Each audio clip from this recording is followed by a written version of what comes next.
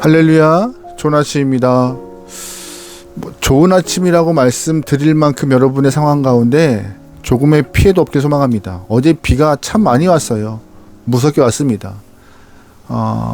작년 이맘때 이 비가 많이 와서 대한민국 안에 많은 피해가 발생했는데 올해는 그런 일이 없길 소망합니다. 특별히 영상을 보시는 모든 분들의 가정과 일터에 조금의 피해도 없기를 간절히 기도합니다.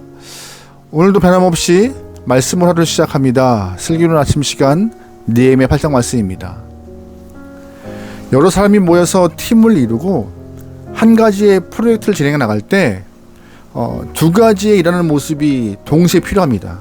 바로 협업과 분업입니다. 함께 마음을 모아서 일을 해나가는 협업이 그 프로젝트를 아름답게 완성할 수 있는 중요한 힘이 됩니다. 또한 자기 분야에서 전문성을 띠고 열정을 갖고 세밀하게 일하는 그 모습이 프로젝트를 조금 더 아름답게 또한 빈틈없이 마무리할 수 있는 힘이 되기도 하죠. 이 두 가지 일하는 모습이 다 있어야지만이 프로젝트가 아름답게 완성될 수 있는 것입니다. 예를 들어 모든 팀이 함께 모여서 아이디어 회의를 할 때는 담당 분야와 상관없이 좋은 아이디어를 많이 내고 열린 마음으로 토론해야 합니다. 하지만 토론이 끝난 이후에는 각자 자리에 가서 자신의 맡은 분야 안에서 전문성을 띠고 열정을 갖고 꼼꼼히 분업을 해야 하는 모습이 필요한 것이죠. 만약에 반대의 상황이 된다면, 다시 말해서 아이디어 회의할 때는 다친 마음으로 입국 다물고 있고 또한 자기 분야에서는 안일하게 대충 분업한다면요, 프로젝트는 엉망이 될 수밖에 없어요. 그러기에 분업과 협업이 적절하게 만들어지고 진행되어질 때 공동체는 중요한 일을 성공할 수 있는 그 모습을 갖춘 것입니다.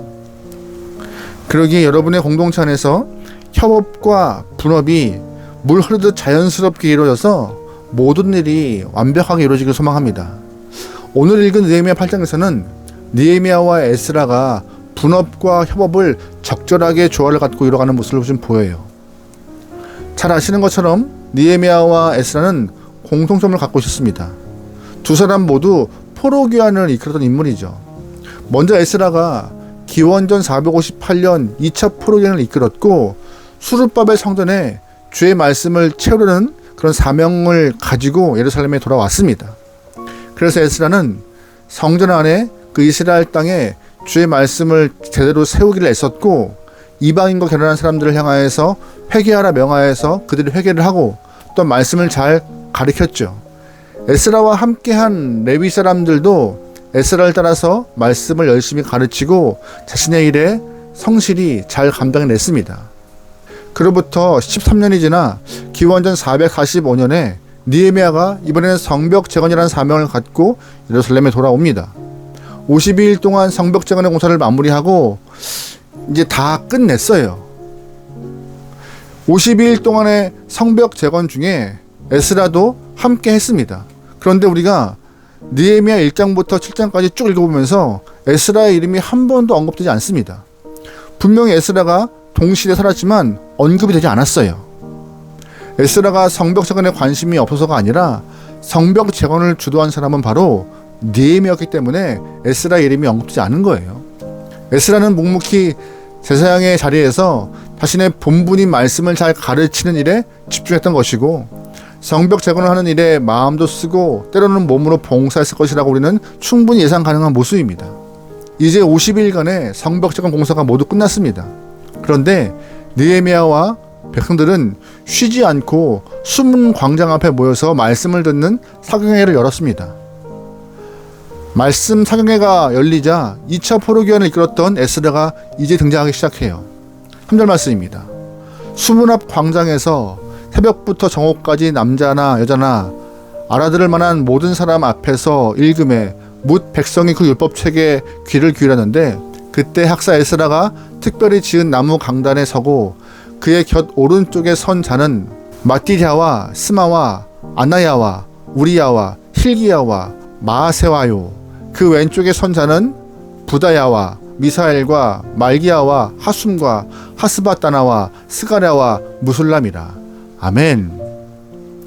강단에서 말씀을 전하는 사람은 에스라였고, 에스라 좌우편에 서서 화경회를 돕고 말씀의 뜻을 풀어가는 사람들은 바로 에스라와 함께했던 레위인들이었습니다. 그런데 이 화경회가 시작되는데 느헤미야가 보이지 않습니다. 느헤미야가 어디 있을까요? 느헤미야는 백성들과 함께 순문학 광장 앞에 서서 주의 말씀을 듣는 자리에서 은혜를 받고 있던 것입니다. 사실 느헤미야는 총독이었지만 제사장도 아니고 레위 사람도 아니고 그저 관료였습니다. 관료요. 지금은 말씀을 듣는 사경회인지라 사경회를 이끌 사람은 자신이 아니라 에스라였기에 느헤미야 이름이 언급되지 않은 것이죠. 총독인 느헤미야는 본인이 있어야 할 자리와 빼야 될 자리를 정확히 알고 있던 사람이에요. 느헤미야나 에스라나 모두 당대에 걸출한 리더였습니다.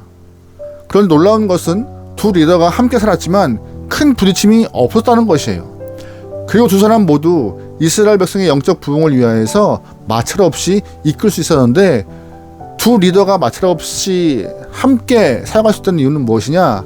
협업할 땐 협업을 하고 분업할 땐 분업을 했기 때문에 이 모든 것이 가능했다는 것이죠. 분명 본문에서는 사경회가 시작될 때 느헤미야 이름이 등장하지 않았습니다. 그러면 언제 느헤미야 이름이 나올까요? 바로 하나님 말씀이 선포되어 은혜 받은 백성들이 통곡할 때 느헤미야가 그때 등장합니다. 9절과 10절 말씀입니다. 백성이 율법의 말씀을 듣고 다 오는지라 총독 느헤미야와 제사장 겸 학사 에스라와 백성을 가르치는 레위 사람들이 모든 백성에게 이르기를, 오늘은 너희 하나님 여호와의 성일이니 슬퍼하지 말며 울지 말라 하고, 느헤미야가 또 그들에게 이르기를, 너희는 가서 살찐 것을 먹고 단 것을 마시되 준비하지 못한 자에게는 나눠주라.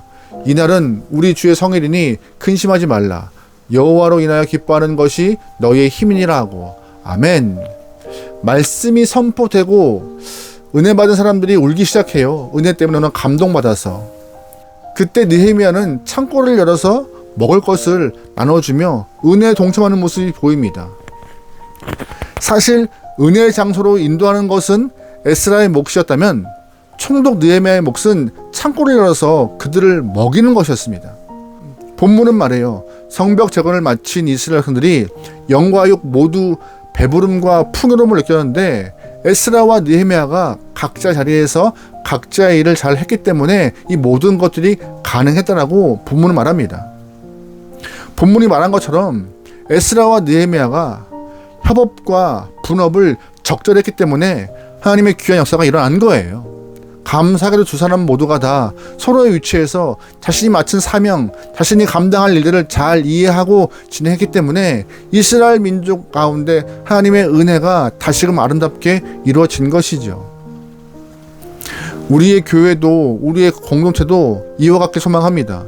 목회자와 중직자들 또한 각자 맡은 자리에서 모든 영혼들이 본인의 사명을 감당하시는 그 모습 때문에 아름다운 공동체가 이루어지는 것입니다. 자신에게 주어진 일에 전문성을 가지고 분업에 최선을 다할 때에 마음을 모아서 한 방향으로 갈 수 있는 것이고, 한 방향으로 가다 보면 은혜 가운데 거할 수 있는 기회가 주어지는 것이죠. 그러기에 우리의 공동체 안에서는 하나님 원하시는 시기와 때에 맞게 협업과 분업이 적절하게 아름답게 이루어져서 주님의 은혜가 끊임없이 체험되어지고, 또한 모든 질서 때문에 화평함이 이루어지길 소망합니다. 그 모습이 아름다운 공동체 모습일 텐데, 우리 모두가 각자의 자리에서 각자의 일을 잘 감당해낼 수 있는 귀한 영혼, 또한 함께 협력하여서 아름다운 열매를 많이 맺을 수 있는 하나님의 귀한 영혼들을 소망합니다. 오늘도 말씀 안에서 믿음으로 승리합시다. 아멘. 기도하시겠습니다. 하나님, 각자의 자리에서 맡은 일들이 있습니다. 그 일들 잘 감당하여서 주 앞에 영놀릴 수 있는 귀한 영혼들에게 축복하여 주시옵소서. 그 일들이 어떤 일이든 천함과 귀함을 따르지 않고 주님이 맡기신 일이라 생각하며 최선을 다할 수 있는 귀한 영혼들이 허락하소서. 특별히 비가 많이 옵니다. 주님, 비로 인하여서 피해가 없도록 지키시고 보호하여 주시옵소서. 오늘 하루도 맡겨오며 예수님의 이름으로 기도합니다. 아멘.